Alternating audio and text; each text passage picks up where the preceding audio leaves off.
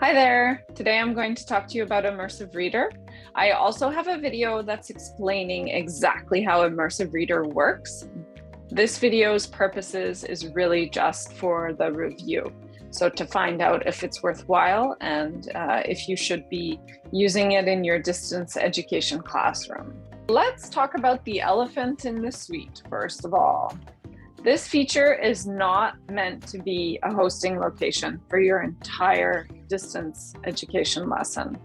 The fact is, it's a very handy add-on. If your group is already using Microsoft Office 365 Suite, it has a more specific use case than some of the transformative technologies that exist for distance education. But I think you'll find that it has a place in the inclusive distance education classroom. Office 365 is not free, nor has it ever been. However, if your organization or school board or institution is already using Office 365, this built-in accessibility feature might be one reason why you might want to choose and create lesson plans using your Microsoft apps versus a competitor's apps. Creating as many opportunities for accessibility within distance education should be every educator's responsibility. And this is one way to break down some barriers for certain students who may have print disabilities or language barriers in your group. All right, let's talk about why this feature is small but mighty. When it comes to accessibility, sometimes we actually don't know as educators who needs the extra support in our classroom.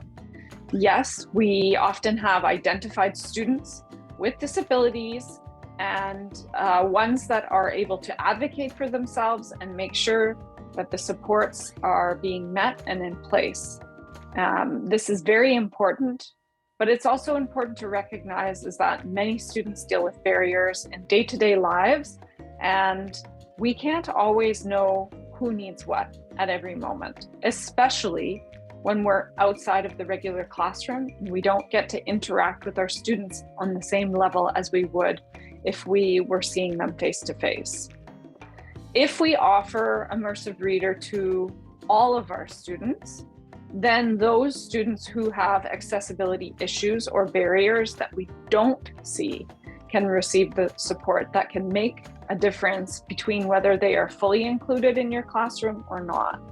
There are many features and capabilities that I'm going to go into more detail in my how-to video, but for now, just know that it has potential to support many print disabilities and also your second language learners.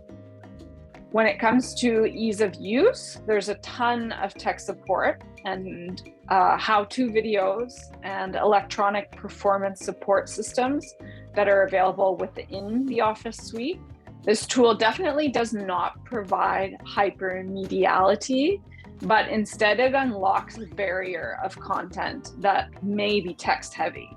All right, some major pros, and that is the functionality of the Immersive Reader. There is no need for an additional download or app add-on when seeking out the Immersive Reader feature. Despite being exclusive to the Office 365 suite, it's actually extremely well integrated across their tools. Although this tool does not inherently provide a social presence, it again unlocks a barrier that may exist for example, a chat text or language differences may create for one of your students. This barrier within social communication apps such as Teams, for example, or something that we often take for granted such as email. It can be, the barrier can be broken down by reading or translating the text for anyone who wishes to use the Immersive Reader. Again, I do feel that I need to add a disclaimer here that you cannot take this app along with you when you engage with non-Microsoft platforms. There are some more complicated ways that you could use something such as the Microsoft Office Lens app on your phone, but that's a discussion for another day, a little bit too complex and not what we're focused on here today. Some more pros. Again, I'm going to repeat myself because I feel strongly about this topic on accessibility. When it comes to distance education, it can be really tough to know whether your students need extra reading support. This tool can be used for students, for all students, whether they have a medical diagnosis or not. In terms of availability, it fits into Universal Design for Learning framework because it makes an option available without necessarily calling attention to a student's disability. It's simply a tool you can introduce to all, and those who need the support have the access.